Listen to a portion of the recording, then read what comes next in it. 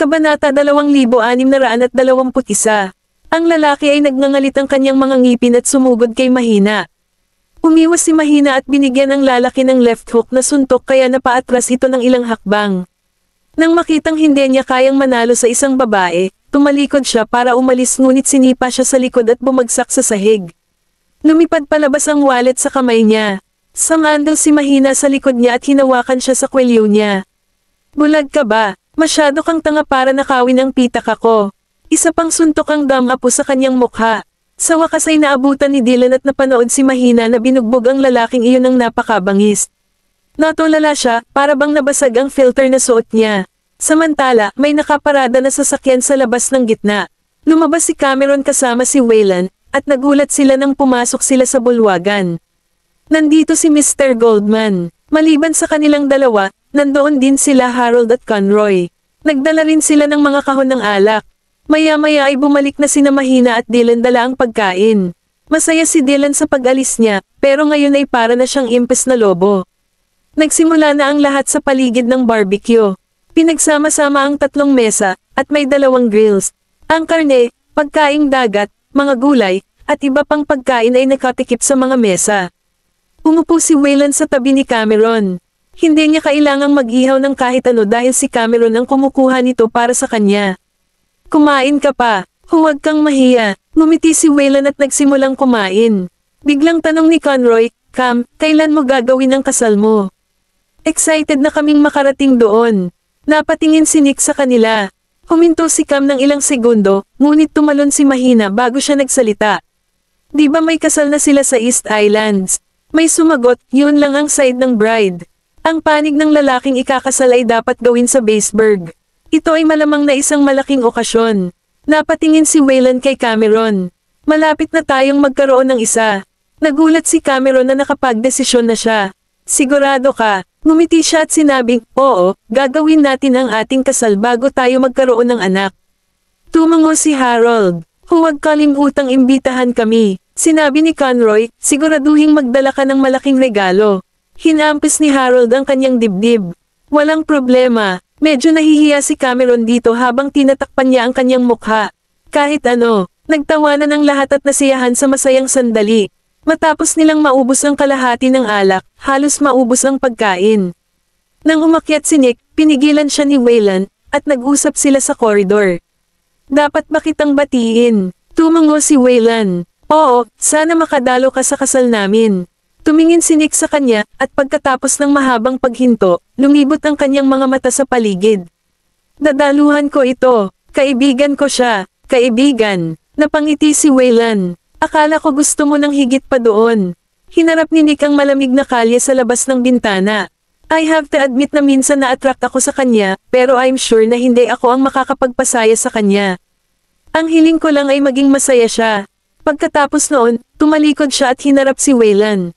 Naniniwala akong may magagawa ka. Tumingin si Waylon sa kanyang mga mata na may seryosong ekspresyon. Hinding-hindi ko siya pababayaan.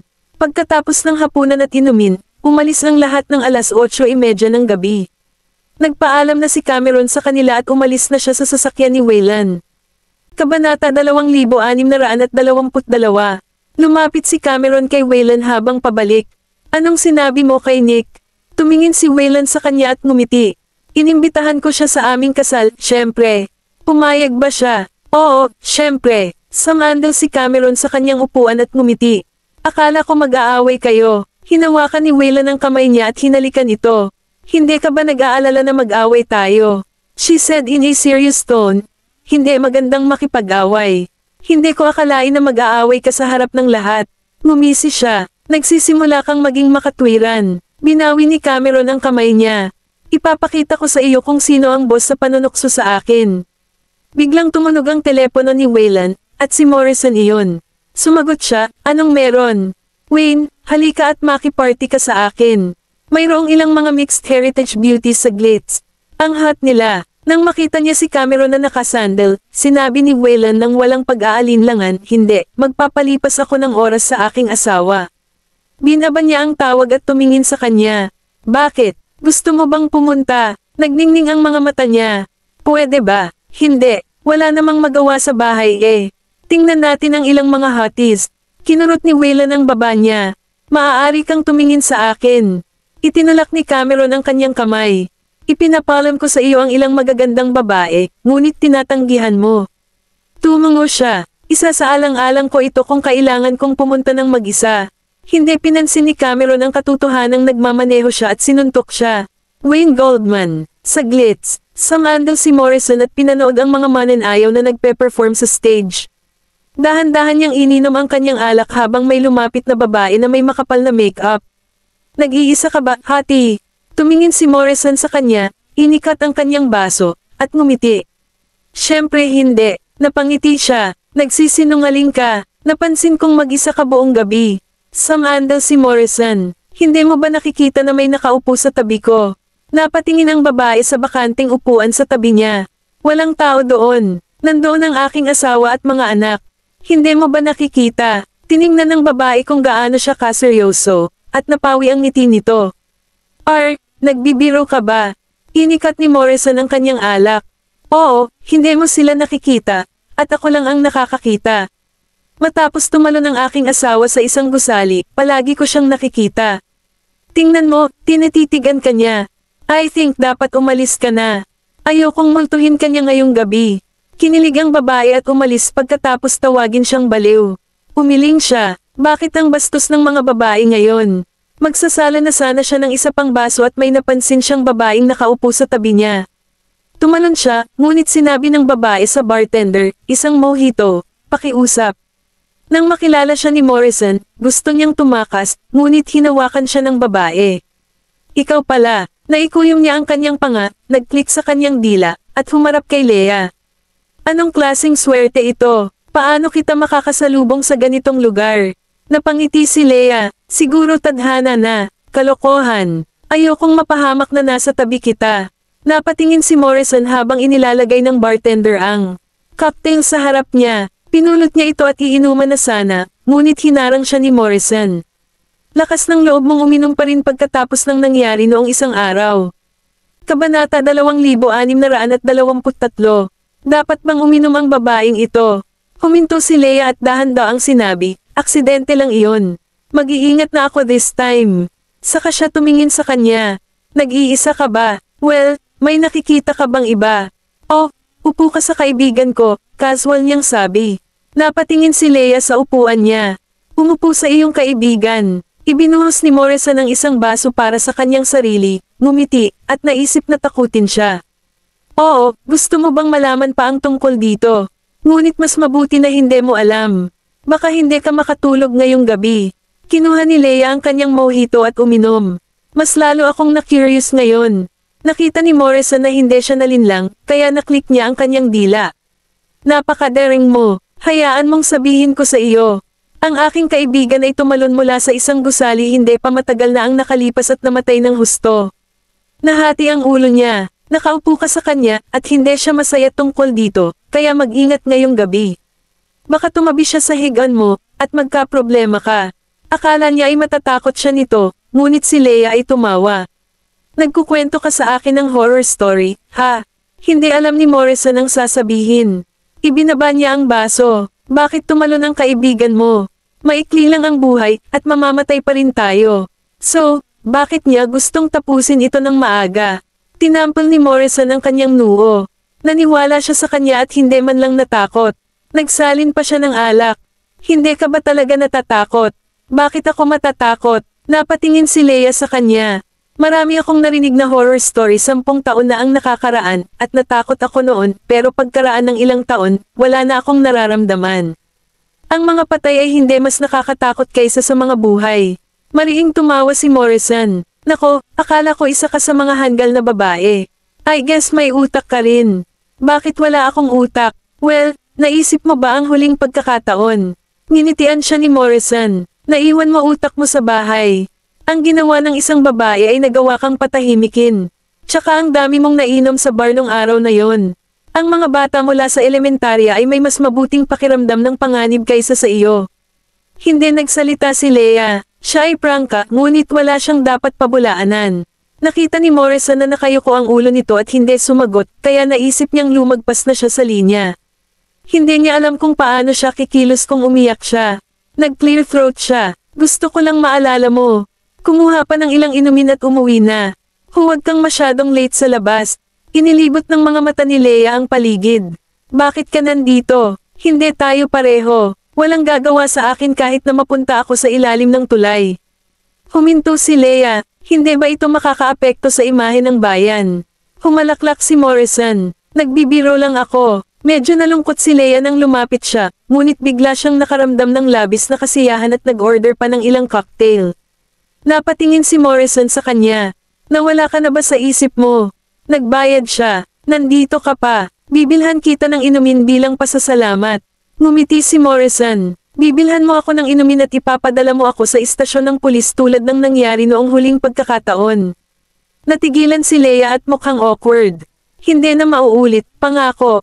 Sa Emperor, nakatayo si Cameron sa harap ng bintana habang may hawak na tasa ng kape. Nagpaputok ang mga paputok sa di kalayuan, at ang liwanag ay sumasalamin sa salamin, na nagdaragdag ng kulay sa kalangitan sa gabi. Lumapit si Waylon at niyakap siya mula sa likod. Gusto mo bang bumalik sa East Islands pagkatapos nito? Kabanata 2624. Huminto si Cameron. Bakit mo natanong? Kung gusto mo, sasamahan kita. Ipinatong ni Waylon ang kanyang baba sa kanyang ulo. Humarap si Cameron sa kanya. Hindi mo ba ako dapat dalhin sa Stoslow sa halip? Huminto siya. Gusto mo bang pumunta? Sabi mo may mga kaibigan kang ipapakilala sa akin. Hindi naman masyado kung makikilala ko sila, diba? Pumikit siya. Sigurado ka bang gusto mo lang makita ang mga kaibigan ko? Inilapag ni Cameron ang tasa ng kape sa mesa at niyakap ang kanyang leeg. Kilala mo lahat sa East Islands, pero wala akong kakilala sa night banquet. Hindi ba dapat kamustahin ko sila? Humalaklak si Waylon at tinapik ang dulo ng kanyang ilong. Sure, basta masaya ka. Binuhat siya nito at naglakad papunta sa kama nila. 11 PM na, at tahimik na ang mga lansangan. Maraming mga tindahan ang sarado, at iilan lamang ang mga sasakyan na nagmamaneho sa ilalim ng tulay. Tingnan mo, sinabi ko na hindi ako maglalasing ngayong gabi. Ibinaba ni Leia ang bintana sa passenger side. Isang malamig na simoy ng hangin ang umihip, at mas lalo siyang nagising. Tumawa si Morrison na nagmamaneho. Proud na hindi ka lasing, di ba?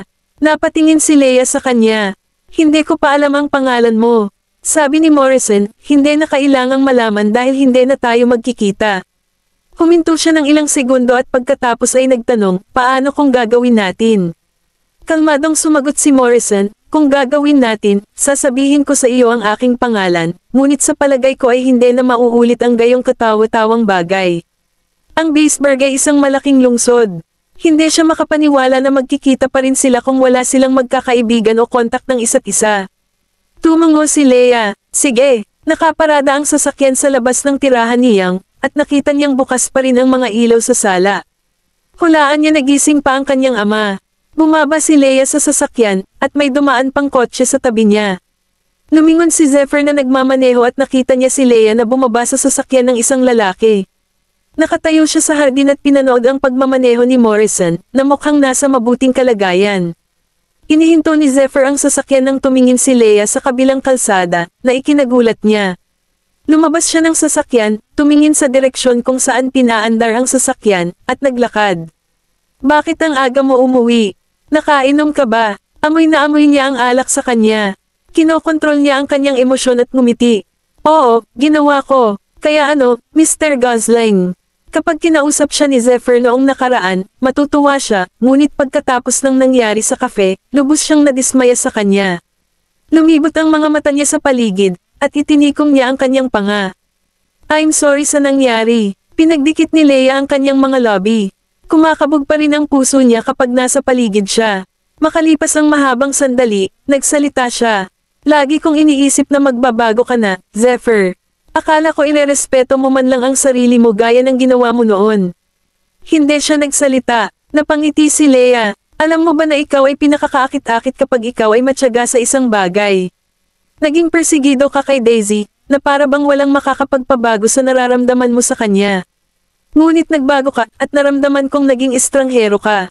Nagtaas ng kilay si Zephyr. Leia, pinipintasan mo ako dahil lang sa nililigawan ko si Roxy. Ano bang nagawa kong mali? Wala na akong pagkakataon kay Daisy, pero bawal pa rin akong makasama ng iba. Hindi naman sa hindi ka makakasama ng iba. Mukhang malungkot si Leia. Kung nahanap mo talaga ang babaeng gusto mo, I would wish the best for you. Pero sincere ka ba sa kanila? Kabanata 2625. Natahimik si Zephyr. Palagi kang may iba't ibang date. Ngayon naman si Roxy. Worth it bang magbago kahit nakamukha niya si Daisy?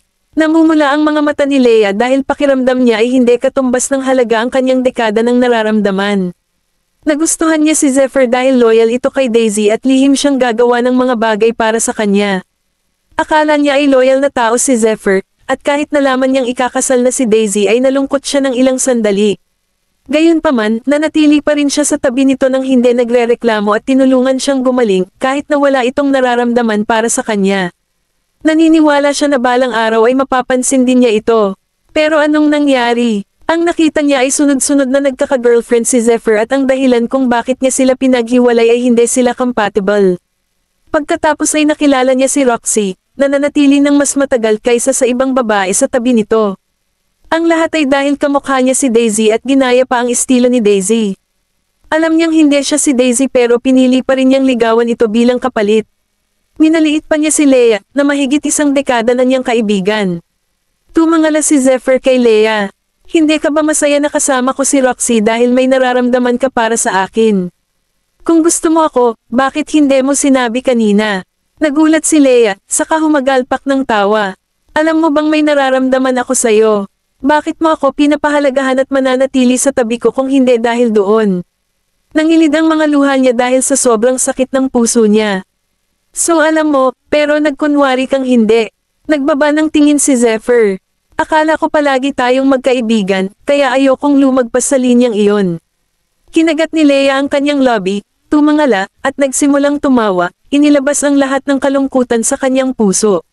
So, lagi mong pinaglaruan ang nararamdaman ko. I tried my best para mapasaya ka kapag nanatili ako sa tabi mo. Alam mo ang nararamdaman ko pero nagkunwari kang hindi. Ayaw mong lumagpas sa linyang iyon pero hindi mo ako tinanggihan ng maayos ang pakikitungo ko sa iyo. Leia, dapat sinabi mo lang sa akin na hindi ako nagkaroon ng pagkakataon. Tinulak niya siya at sumigaw, bakit kailangan mong manood habang dinadala ko ang puso ko na parang tulalo ngunit hindi ko sinabi sa akin na alam mo na. Dapat ay tinanggihan mo ako noong nagpunta ako sa iyo ng oras. Alam mo kung bakit ako nagmamalasakit, ngunit hiniling mo sa akin na huwag. Pero alam mo kung bakit ko ginawa iyon sa lahat ng oras.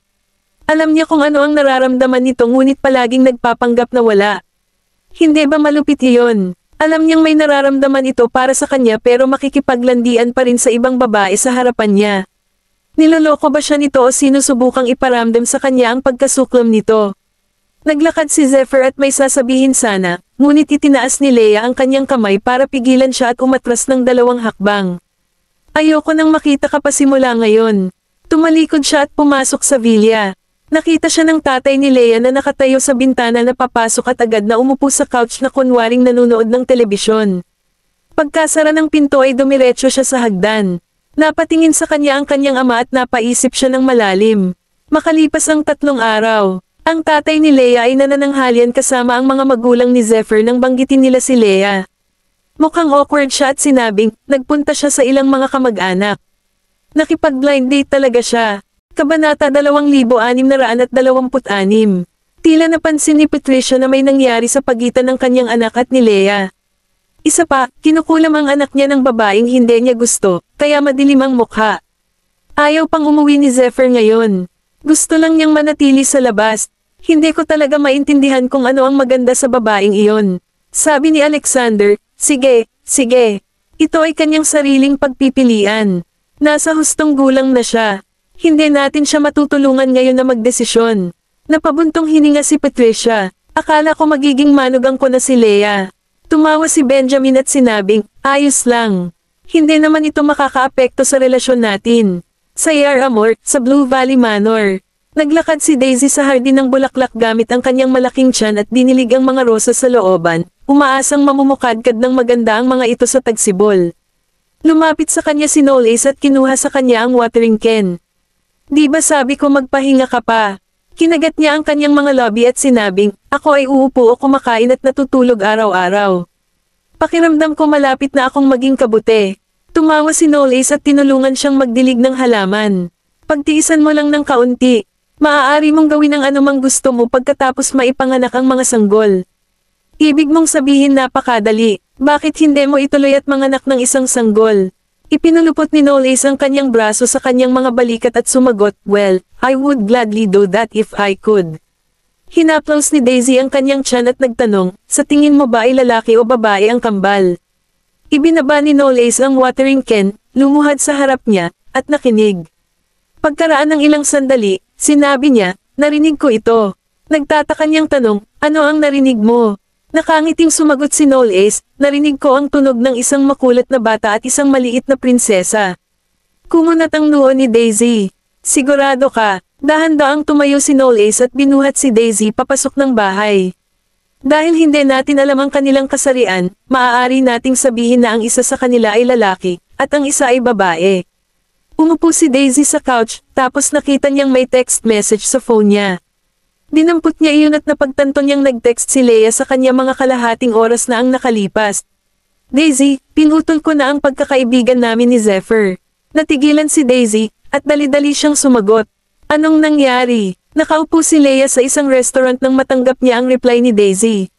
Kinuha niya ang phone niya at saglit na nag-alinlangan bago sumagot sa kanya.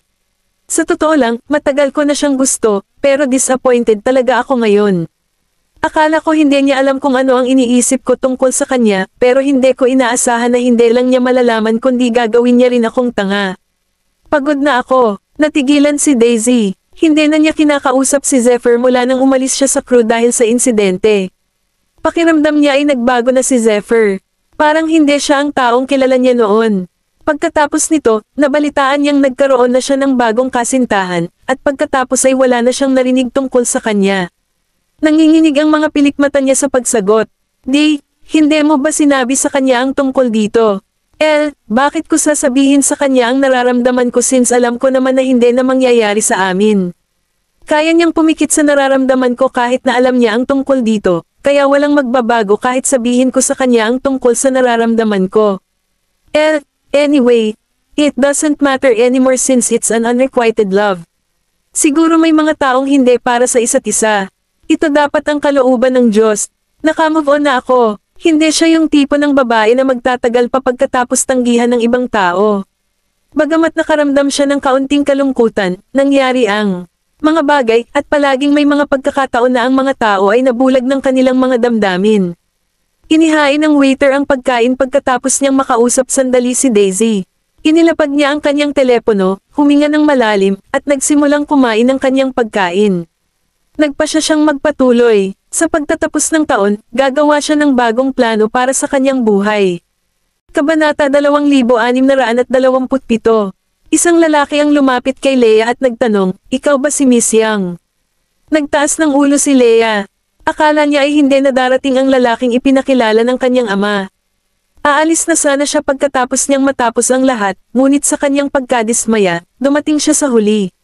Napangiti siya. "Oo, ako ito. Maupo ka muna." Umupo ang lalaki at tumingin sa pagkain sa mesa. Napangiti tuloy si Leia at sinabing, "I'm sorry. Pangatlong araw na ng bagong taon. Akala ko hindi ka nadadating dahil kalahating oras na ang nakalipas."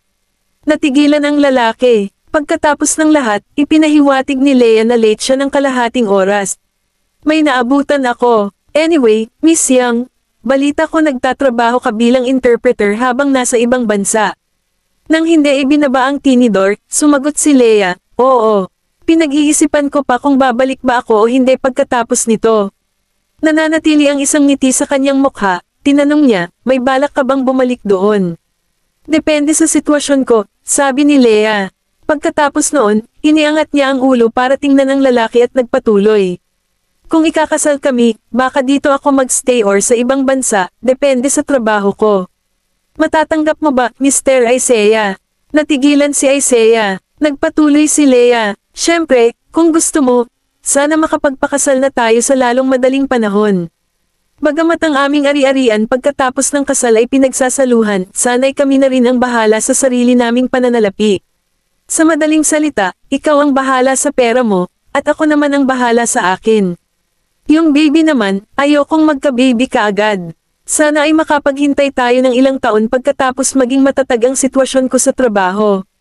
Kapag nagka-baby na kami, gusto kong kumuha ng yaya para makapag-focus ako sa career ko. Sandali lang, sabi ni Isaiah. Ito ang unang beses na magkita tayo, kaya hindi mo ba naisip na masyadong maaga para pag-usapan ang kasal? Tanong ni Leah, hindi ba tungkol sa blind date na ito? Kung gusto natin ang isa't isa, pwede tayong kumuha ng marriage license kaagad. Ngumisi si Isaiah, at nagbago ang boses niya. Miss Young, nag-aalala ka ba na hindi ka makapag-asawa? The reason I came for a blind date is that I hope na makahanap ako ng may mutual interest sa akin. Kahit papano mag-test muna tayo saglit at tingnan natin kung para tayo sa isa't isa o hindi. I don't think there's who can stand it if you talk about marriage right off the bat. Kung hindi mo kaya, pwede ka nang umalis. Hindi kita hiniling na magstay, sabi ni Leah. Bumangon si Isaiah at nagsabi, kakaiba ang babae. Tumakbo siya palayo matapos umupo ng wala pang 5 minuto. Naglagay si Leah ng isa pang piraso ng karne sa kanyang bibig at humigop muli ng sabaw. Pagkatapos nito, inilagay niya ang pera sa mesa at umalis. Sumugod siya ng malapit nang magsara ang elevator at sumigaw, hawakan mo ang pinto. Bumukas muli ang pinto at nakita niya ang 3 tao pagkapasok sa elevator. Maliban kay Waylon, may isang babaeng nakatayo sa tabi niya, at ang pangatlong tao ay walang iba kundi si Morrison. Itinaas ni Morrison ang kanyang kamay para harangin ang kanyang mukha at ibinaling ang kanyang ulo sa gilid. Hindi niya inaasahan na makakasagasa siya. Nandito si Leah. Tumawa si Waylon at sinabing, nagkataon lang, Leah. Yeah, what a coincidence. Nakangiting sagot ni Leah. Pumasok siya sa elevator at nagtanong, narito ba kayo para kumain? Oo, kakatapos lang namin kumain, sagot ni Waylon. Pagkatapos nito, ipinulupot niya ang kanyang braso kay Cameron at nagpatuloy. Ito ang asawa ko. Ang pangalan niya ay Cameron. Ngumiti si Cameron at binati siya. Hi! Pagkatapos, sinulyapan niya si Morrison at mamulong, siya ba si Miss Young? Napatingin din si Leah kay Morrison. Ngumiti nang makahulugan si Waylon. Kaibigan ko, siya, maaari mo siyang tawaging Morrison. Tumango si Leah, nakikita ko. So, Morrison ang pangalan mo. Nagnangalit si Morrison at sinabing, ha, parang ang Baseburg ay napakaliit na lungsod. Bago pumunta sa kanilang magkahiwalay na landas sa huling pagkakataon, sinabi niya na hindi na sila muling magkikita, ngunit ang katotohanan ay nagbigay sa kanya ng isang malaking sampal sa kanyang mukha. Lumapit si Cameron kay Waylon at nagtanong, ano ang problema nila? Napangiti si Waylon. Well, kung ano ang iniisip mo. Pagdating nila sa first floor, lahat sila ay lumabas ng elevator. Naglalakad si Morrison sa likuran ni Leah, at habang iniisip niya iyon, mas nararamdaman niyang may mali. Lumingon siya at nagtanong, hindi mo ako nilagyan ng GPS, di ba? Kabanata 2628. Natigilan si Leah at umiling. So, paano mo maipapaliwanag ito? Sigurado akong higit sa isang restaurant sa Baseburg, tama ba? Nagkibit balikat si Leah, ngunit wala ring maraming high-end na restaurant sa Baseburg. Humalaklak si Morrison at nagtanong, kung gayon, hindi ka ba makakapili ng isa pang restaurant na may mas mababang ranggo?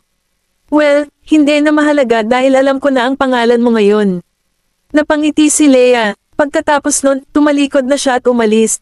Pinilit ni Morrison ang kanyang dila, pakiramdam niya ay sinamantala siya. Pinaandar ni Waylon ang kotse at nilock ang pinto pagkakapasok ni Cameron. Pumunta si Morrison sa passenger seat at kumatok sa bintana nang hindi niya mabuksan ang pinto. Anong ginagawa mo? Tumingin si Waylon sa kanya at ngumiti. May natitira pa tayong date, kaya mag-isa ka na ngayon. Ano, ikaw? Nang hindi na niya hinintay na matapos ang kanyang pangungusap, tinapakan ni Waylon ang accelerator at pinaharurot ang sasakyan. Napatingin si Morrison sa kotseng nawawala sa kanyang paningin at napabuntong hininga. Di niya akalain na istorbo ako kanina, tapos ngayon tingin niya ako. Mga lalaki, pare-pareho lang sila. Tumayo si Morrison habang nasa baywang ang mga kamay at pinagmasdan ang pagpasok ni Leah sa kanyang sasakyan. Habang isinusuot niya ang kanyang seatbelt, bumukas ang pinto sa passenger seat, at pumasok si Morrison sa kanyang sasakyan. Natigilan siya saglit habang nagtatakang nakatingin kay Morrison. Akala ko umalis ka na sa kanila. Mayroon silang iba pang mga plano, kaya hindi ako magiging killjoy upang sirain ang kanilang kasiyahan. Tumango si Leah at pinaandar na ang sasakyan. Habang nasa daan sila, hindi inaasahan ni Morrison na ganoon kabilis magmaneho si Leia. Hinawakan niya ng mahigpit ang hawakan at sinabing, pwede bang huminahon ka ng konti? Ayoko talagang mamatay dito. Sumagot si Leia, nagmamaneho ako sa normal na bilis. Nagmamaneho ka sa 80 miles per hour habang nag-overtake sa mga sasakyan. Hoy, dahan-dahan. Nasa lalamunan niya ang puso ni Morrison. Nang ihinto ni Leia ang sasakyan sa gilid ng Baseburg River, tumingin si Morrison sa labas sa ilog at nagtanong, saan ang lugar na ito? Sa ilalim ng tulay. Akala ko ba dito ka nakatira? Natigilan si Morrison. Kung may sakit siya sa puso, patay na siya ngayon. Napangiti si Morrison at sinabing, simula kailan ko sinabi sa iyo na nakatira ako sa ilalim ng tulay? Nilinggan siya ni Leia at sinabing, hindi mo ba sinabi sa akin kung saan ka nakatira pagkatapos mong sumakay sa kotse? So saan mo gustong dalhin kita? Muling natahimik si Morrison. Tama si Leia. Hindi niya sinabi sa kanya kung saan siya nakatira. Huminga siya ng malalim at tumungo. Century Hotel. Bumalik ka, salamat. Pinaikot ni Leia ang sasakyan at pinapunta siya sa Century Hotel. Nang bumaba si Morrison sa kotse, ibinigay niya kay Leia ang kanyang contact number at sinabing, huwag mo akong tawagan maliban kung talagang kinakailangan. After that, pumasok na siya sa hotel. Kinuha ni Leia ang name card sa upuan at tumawa. Siya ay sa halip kaibig-ibig. Sa Goldman Mansion. Pagbalik ni Nicholas, nilinis niya ang hardin habang sina Maisie at Nolan naman ang naglilinis ng mga bintana. Pagkatapos ng lahat, nagmukhang bago ang buong mansion. Dahan-daang bumangon si Nicholas at sinabing, Nolan, ilang taon na ang nakalipas mula nang dumalaw tayo sa puntod ng ina. Bakit hindi mo ako samahan ni Maisie doon ngayon? Tumango si Nolan. Okay, alaalauna 1:30 ng hapon, nagmaneho sila papunta sa sementeryo. Ang sementeryo ay matatagpuan sa paanan ng burol. Ito ay isang napakatahimik na lugar, at isang open field ang nasa harapan nito. Dinala sila ni Nicholas sa isang lapida. Ang larawan sa lapida ay larawan ni Natasha bago siya namatay. Siya ay may magandang ngiti, at ang kanyang mukha ay mukhang maamo. Hindi nga niya binaygo ang kanyang pangalan bilang pinakamagandang babae sa entertainment industry. Ilang taon na ang nakalipas mula nang huli akong bumisita sa iyo, sabi ni Nicholas habang inaalis ang natuyo na bulaklak sa harap ng lapida. Bagong taon na naman, kaya dinala ko ang ating anak at manugang para puntahan ka. Ang aming mga apo at apo ay lahat ay lumaki at bumuo ng kani-kanilang pamilya. Mabilis lang talaga ang oras sa isang kisap mata. Kabanata 2629. Ibinaba ni Nolan ang mga gamit at sinabing, Tay, linisin muna natin ang lapida ni nanay. Tingnan mo ang lahat ng mga talam ng damong ito. Tumango si Nicholas, nagsuot siya ng guwantes at nagsimulang maglinis ng mga damo at damo sa paligid ng lapida. Tinulungan din sila ni Maisie. Inabot sila ng halos kalahating oras upang linisin ang mga damo sa paligid ng lapida.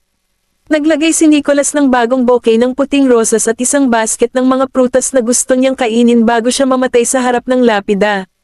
Nagpa siya sina Nolan at Maisie na umalis ng ilang pribadong oras para kay Nicholas. Pareho silang lumabas ng sementeryo at tumingin sa malayo. Iniisip ni Itay si nanay nitong mga taon pagkatapos niyang mamatay. Tiyak na mahal nila ang isa't isa. Niyakap ni Nolan si Maisie sa kanyang mga bisig. Nagkaroon sila ng magandang relasyon hanggang sa naaalala ko. Gaya ng sabi ng aking lolo, ang kahinaan ng aking ama ay ang aking ina, at natalo siya sa isang babae na katulad ng aking lolo sa tuhod.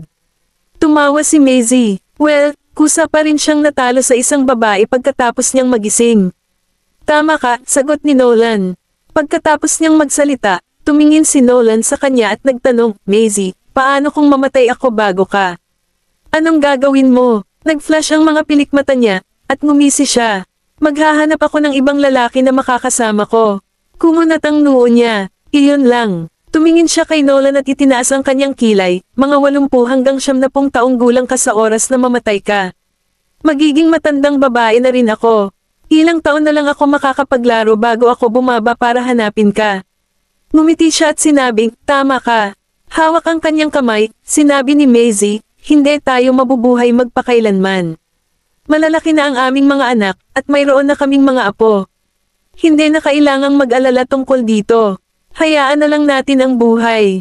Hinawakan ni Nolan ang kamay niya, at niyakap nila ang isa't isa. Kinabukasan, sa gym, paano mo ako naiwan kahapon? Wayne, kaibigan pa ba kita? Paano mo nagawa sa akin iyon? Pinagalitan ni Morrison si Waylon dahil sa pag-iwan sa kanya kahapon habang may hawak na barbell gamit ang isang braso. Si Waylon ay nagluluto ng almusal. Nilagay niya sa loudspeaker ang phone niya habang sinasabing, "Anong problema? May problema ka ba dyan?" "Ha? Wala. Wala akong problema dyan. Kung tutuusin, ang isa ay magiging third wheel kapag may 3 tao. Pupunta kami ni Cameron sa Stoslow sa susunod na 2 araw." Nang marinig ni Morrison ang sinabi ni Waylon, ibinaba niya ang barbell. "Ano, kakapunta ko lang dito kanina, aalis na kayo." Napangiti si Waylon. "Pwede kang sumama sa amin kung gusto mo." Tumayo si Morrison at naglakad papunta sa bintana habang nasa bewang ang isang braso. "Marami pa akong gustong gawin dito. Kung gayon maaari kang manatili dito. Pero wala akong ibang kilala maliban sa iyo. Sino pa ang maaari kong hilingin na dalhin ako sa paligid ng lungsod? Ang iyong lolo sa tuhod. Sa tingin mo ba wala na ako sa isip ko?" Tiningnan ni Waylon ang kanyang telepono at sumagot, "Paano si Leah? Magkakilala kayo, di ba?" "Leah," huminga ng malalim si Morrison at sinabing, "Mawawala talaga ako sa isip ko kung hahanapin ko ang babaeng iyon." "Sige, busy ako, kaya mag-isa ka ngayon." Ibinaba na ni Waylon ang tawag. Lumingon siya at nakita niyang nakasandal si Cameron sa dingding na may hawak na baso ng gatas. Mukhang matagal na siyang nakikinig sa usapan nila. Ibinaba niya ang phone niya at tumawa. "Anong problema?" Humigop ng gatas si Cameron at pumunta sa kusina. "Simula kailan ka nagsimulang magtrabaho ng part-time bilang matchmaker, ha?" Pinatay ni Waylon ang apoy at inilagay ang steak sa plato. "Hindi ako matchmaker. Nararamdaman ko lang na makakagawa sila ng magandang mag-asawa, kaya napagpasyahan kong bigyan siya ng kaunting push. Pero wala akong magagawa kung hindi niya sayangin ang pagkakataon." Kabanata 2630. Humalaklak si Cameron at nagtanong, "Nag-aral ba si Miss Young sa parehong paaralan mo?" "Oo, lahat tayo nag-aaral sa iisang paaralan." Inilapag ni Waylon ang steak sa plato bago ito dinala sa mesa. "Anong meron? Nagseselos ka ba sa kanya?" "Classmate ko lang siya. Hindi ako. Curious lang ako." Lumabas si Cameron sa kusina at inilagay ang baso ng gatas sa mesa. Hinailan niya ang upuan at umupo. "Hindi ko man lang kinokontak ang mga kaklase ko. Sa tingin ko, marami kayong kaklase." Umupo rin si Waylon at nagtanong, "Bakit?" Sinabi ni Cameron, "Dahil nag-aral ako ng military school sa Southern Eurasia. Lahat ng kaklase ko ay lalaki. May kakilala ang tatay ko sa school, kaya binigyan nila ako ng independent dorm. Noong una akong dumating doon, lahat sila ay minamaliit ako at binubuli ako ng palihim dahil akala nila lahat ako ay isang kapatid na babae na may ilang background. Hindi ako isang taong hahayaan na mabuli ako ng iba, kaya naghiganti ako sa kanila at binubugbog silang lahat tuwing pagkatapos ng physical training session. Simula noon, walang nang-ahas na badmouth ako. Takot na takot sila sa akin, at hindi ko pa sila nakikita simula noong nagtapos ako." Napakunot ang noo ni Waylon pagkatapos pakinggan si Cameron. Gayunpaman, naiintindihan din niya ito dahil may grupo ito ng mga lalaki sa paligid niya noon. Humalaklak siya at sinabing, "Kung magkakaroon tayo ng anak sa hinaharap, mabuti kung mamana niya ang iyong pagkatao, ngunit sana ay hindi maging katulad mo ang anak natin." Hinawakan siya ni Cameron sa kanyang kwelyo at tinanong, "Ano ang ibig mong sabihin dyan? Masama ba ang tingin mo sa akin?" Tumawa siya at ibinaba ang ulo para halikan siya. "Hindi ako. Hindi ba maganda kung ang anak natin ang magmana ng pagkatao mo at ang anak natin ang magmana sa akin?" Nag-isip sandali si Cameron at naramdaman niyang tama si Waylon. Kung ang kanilang anak ay kamukha niya sa hinaharap, kung gayon walang sino man ang makakapagbuli sa kanya. Para sa kanilang anak na babae, kung siya ay kamukha ni Waylon. Tumingin si Cameron kay Waylon at naisip, "Nako, hindi ba siya napakaganda?" Inaasahan niya kung gaano kaganda ang magiging hitsura ng kanyang magiging anak. Dinala ni Waylon si Cameron sa Stoslow. Nagsuot ng blindfold si Cameron at natulog pagkatapos makasakay sa eroplano. Bihira siyang sumakay ng eroplano dahil magkaka-airsick siya. Umorder lang siya ng ilang merienda at inumin sa buong biyahe. Nang makita kung gaano siya hindi komportable, ipinatong ni Waylon ang kanyang ulo sa kanyang balikat at sinabing, "Mukhang kailangan nating tahakin ang ruta ng tubig pabalik. At maaari rin tayong pumunta sa East Islands." Inabot lamang ng 2 oras mula Stoslow hanggang East Island sa pamamagitan ng cruise. Inalis ni Cameron ang kanyang piring at umiyak, kung alam ko lang na magtatagal ang eroplano, dapat ay bumalik muna ako sa East Island. Hinalikan siya ni Wayland sa noo at sinabing, sige, dapat kang magpahinga. Kung hindi ka pa rin komportable, hihilingin ko sa flight attendant na ikuha ka ng gamot para sa air sickness. Ibinaon ni Cameron ang sarili sa kanyang dibdib. Ito ang unang pagkakataon na nakita ni Wayland si Cameron sa ganoong kahinaang kalagayan. Hinaplos niya ang buhok nito at pinatulog. Samantala, dumalo si Leia sa kasal ng kanyang kaklase sa high school na ginanap ngayon sa Dalampasigan. Pagdating niya sa venue ay binati siya ng ilan sa mga kaklase niya. Matagal na, Leia, nabalitaan ko na naging interpreter ka na. Nakangiting sagot ni Leia, yeah, but I'm on a break right now, and I'm still considering if I should keep working in this industry or not. Sagot ng kaklase niya, I think you should. Ang pagtatrabaho bilang isang interpreter ay mabuti. Hindi bababasa, ito ay isang ligtas na trabaho. Sabay na dumating sina Zephyr at Roxy. Napatingin silang lahat sa kanila nang marinig ang kaguluhan. Sabi ng isa sa mga babaeng kaklase, girlfriend ba ni Zephyr yun? Sa tingin ko, kamukhang kamukha niya si Daisy, hindi ba? Nagulat silang lahat at si Leia lang ang natahimik. Nang tanungin ng isa sa kanila si Leia kung may alam ba siya, tumawa lang siya. Wala rin akong ideya.